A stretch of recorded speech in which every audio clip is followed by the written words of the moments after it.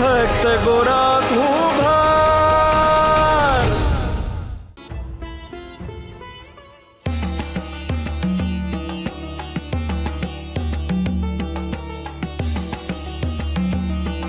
આ સૂના થયેલા માતૃત્વના આંસુ છે,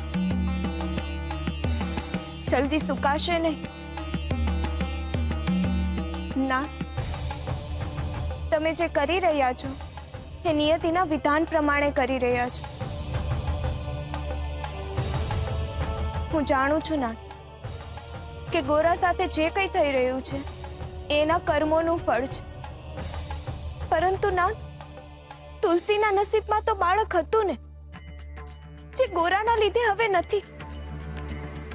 તમારી ભક્તિની ગોરાની ધૂને તુલસીની મમતાની હત્યા કરી છે.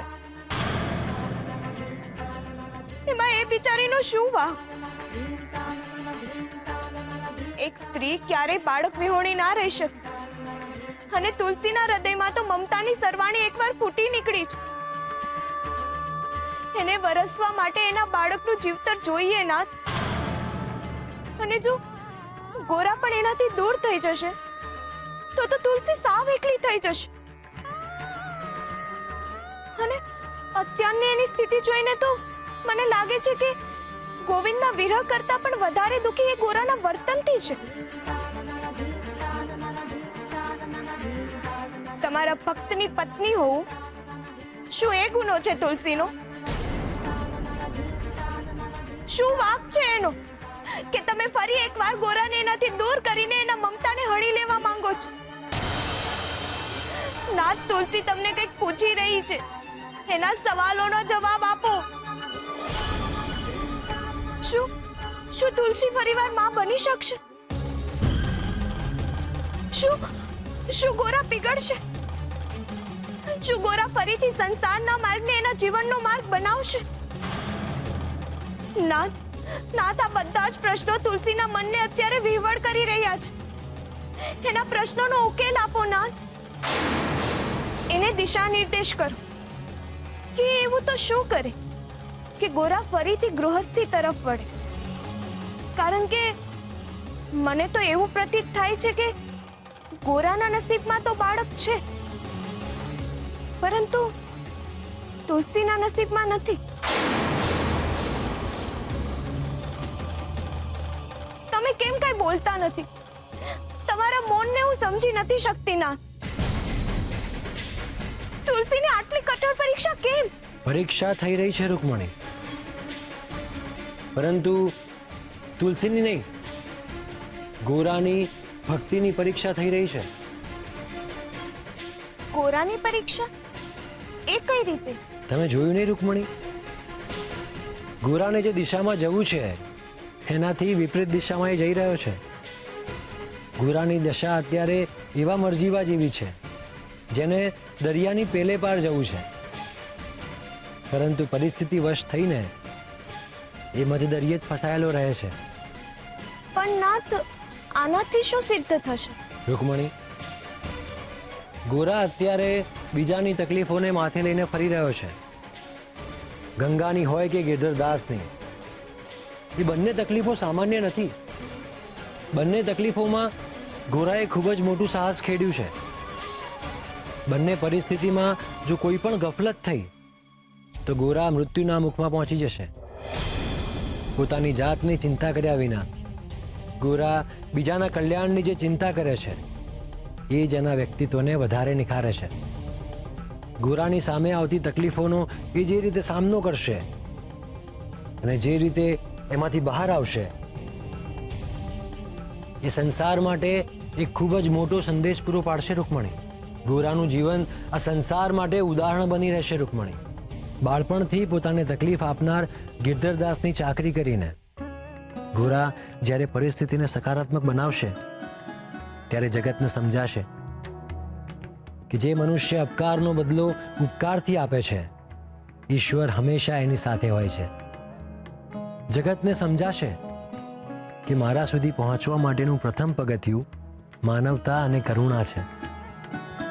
કોઈના ખભા પર પગ મૂકીને ક્યારેય મારા સુધી નથી પહોંચી શકાતું. મારા સુધી પહોંચવા માટે કોઈના હૃદયમાં જગ્યા બનાવવી પડે છે. બસ. ગોરા મારા માટે માધ્યમ છે, સમાજ સુધી આ સંદેશો પહોંચાડવાનું.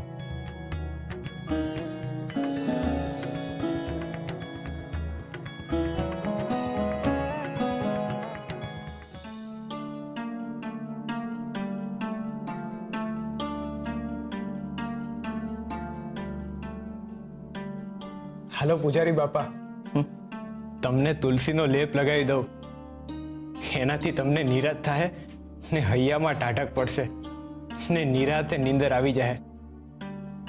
હાલો બેઠા થાવ.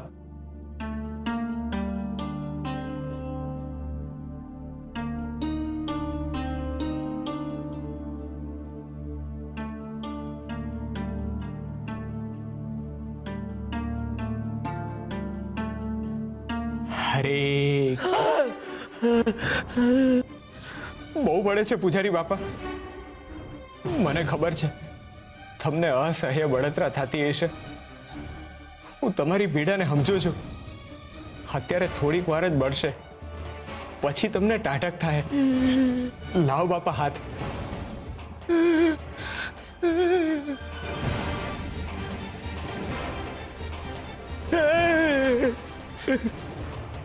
બાપા તમારે હાજા નથ થવું, મંદિરમાં જઈને હરિની આરતી નથ કરવી, તો લાવ લેપ લગાવવા દો. હૈયામાં હામ રાખો ને હોઠે હરિનું નામ, એટલે બળતરા ટાઢકમાં બદલાઈ જશે. આના સિવાય બીજો ઉપાય પણ છે.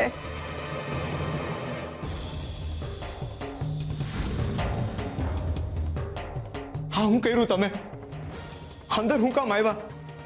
અહીંયા અંદર આવવાની કોઈને પરવાનગી નથી ને હિતાવાય નથી. હું કામ અંદર આવ્યા? આ સવાલ તમારા માટે પણ થાય જ ને.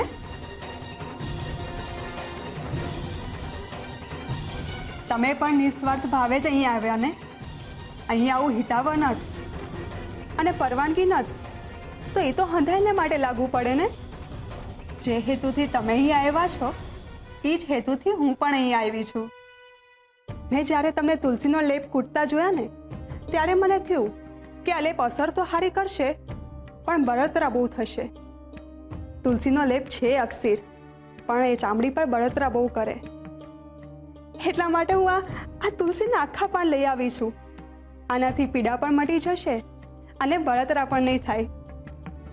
જુઓ. જય શ્રી કૃષ્ણ પૂજારી બાપા, હું ગંગા. આડા પડો તમે.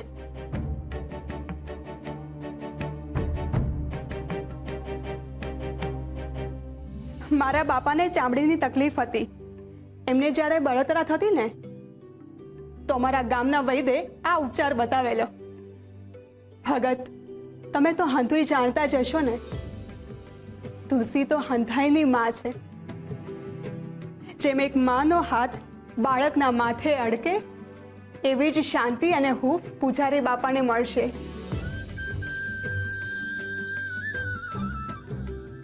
એમના શરીરને તાઢક વળશે અને બળતરા પણ નહીં થાય.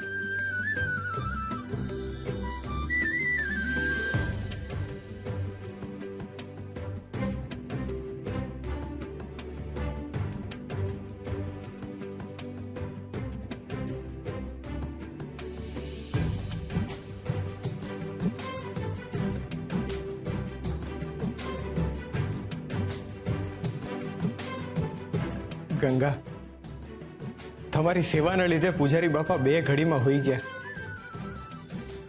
ખરેખર એક સ્ત્રીના હાથમાં જે કાળજી હોવી જોઈએ ને, એ કાળજી તમારા હાથમાં છે. ખરેખર હરિએ તમને કૃપા આપી છે ને એ જ કૃપાના લીધે પૂજારી બાપા અત્યારે હોઈ ગયા. હરે કૃષ્ણ, હરે કૃષ્ણ, હરે કૃષ્ણ, હરે કૃષ્ણ, હરે કૃષ્ણ, હરે કૃષ્ણ, હરે કૃષ્ણ, હરે કૃષ્ણ, હરે કૃષ્ણ, હરે કૃષ્ણ.